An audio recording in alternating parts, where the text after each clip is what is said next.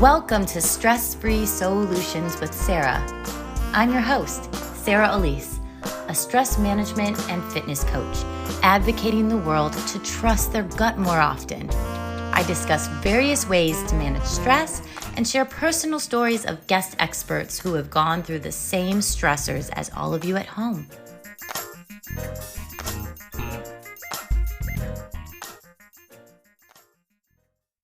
Hey there, super moms of the universe. Let's play a game called hide and seek.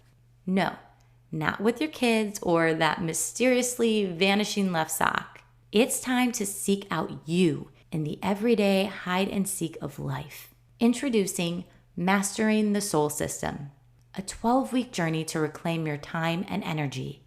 This course is your gateway to finding balance, energy, and joy in every aspect of your bustling life. Picture this, 12 weeks where the words mom and mayhem don't always go together. Rediscover yourself with every breath in our Soulful Mind Weeks. Sing out loud in the shower or car, off-key is absolutely fine, and dance during our Soulful Body sessions, and embrace the quiet whispers of your heart in our Soulful Spirit adventures. It's about time your spirit got a front row seat, don't you think? Join us on this journey. Embrace the harmony between being a dedicated mom and your personal aspirations. Mastering the soul system, because darling, in the noise, find your silence. And maybe, just maybe, a bit of that elusive thing called me time. You deserve to thrive, not just survive. So come on, slide into our world at www.livewellenhanceyou.com/soul system. Your journey back to you starts now. I know Valentine's Day just happened, but I still want to continue talking about love because so often we focus on how to love someone else, but we don't necessarily focus on how to love ourselves. And I wanted to share a story with you about a time when I was very disconnected to myself. It's hard to talk about this because it's a relationship that I went through that was extremely toxic. And it led me to be so disconnected with myself and not believe in myself anymore. I've always been a creative type. I love writing music, singing, dancing, acting, all of it. In fact, a lot of you know I was a musical theater major, got my BFA at Columbia. And Chicago had always been kind of this safe mecca for me, where I got to explore my creativity. But I had met what I thought was the love of my life at a Second City show.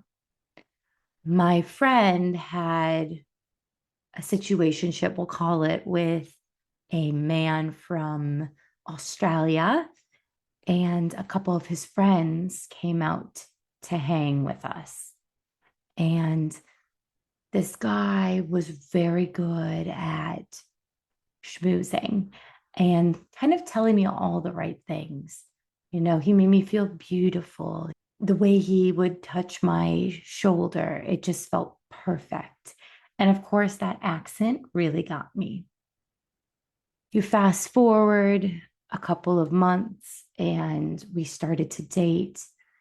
He eventually got a job in Chicago, and we said, why not give this a shot? So for a long time we were dating, but I would say around 11 months was when I started to notice there were these little jabs he was making about how I would carry myself, how I would talk about politics, or how I expressed a lot about my religion and how culturally Jewish I was. And I just started to notice these things, little jabs here and there.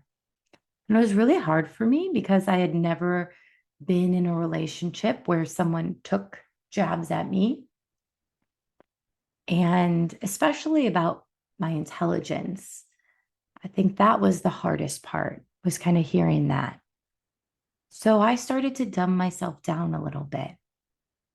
The great news is I had a wonderful support system, and a couple of my female friends noticed it and started to say something to me.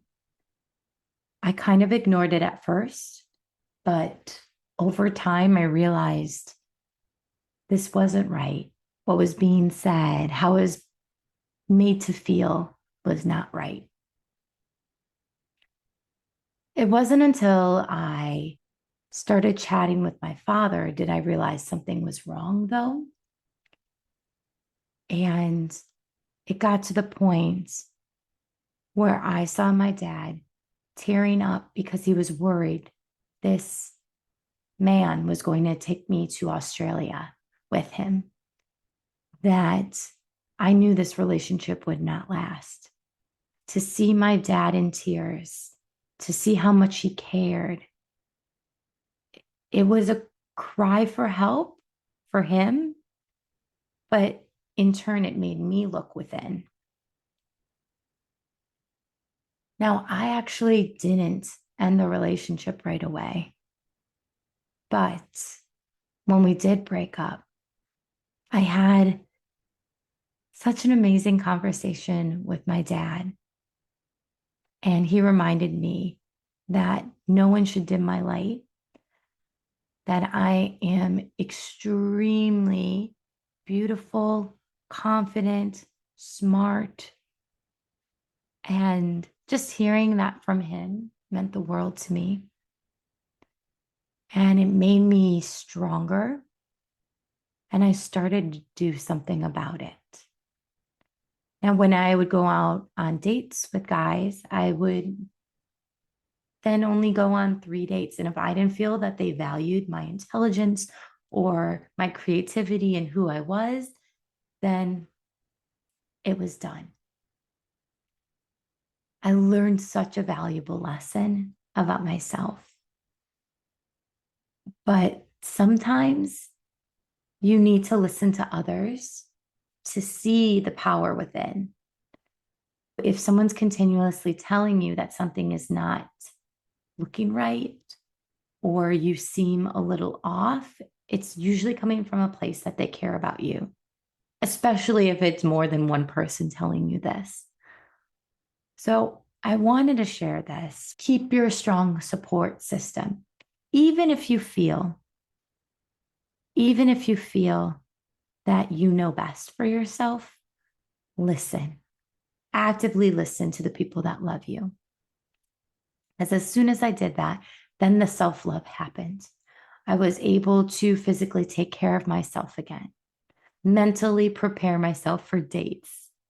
And I honored my cultural, spiritual practices in my everyday life. And that is eventually what led me to my connection with God or the universe. It changed everything within me. Simply listen.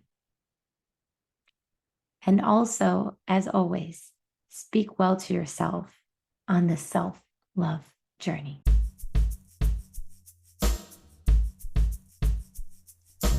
Thanks to Dan Lieber at Beckett Brown Music for the intro and outro music. You can keep in touch with me on Instagram at Sarah Alysse Coaching. If you're looking to improve your health and wellness, check out my business, livewellenhanceyou.com. While you're there, join the Live Well Enhance You email list and receive exclusive offers for our wellness programs and events. Until next time, take care.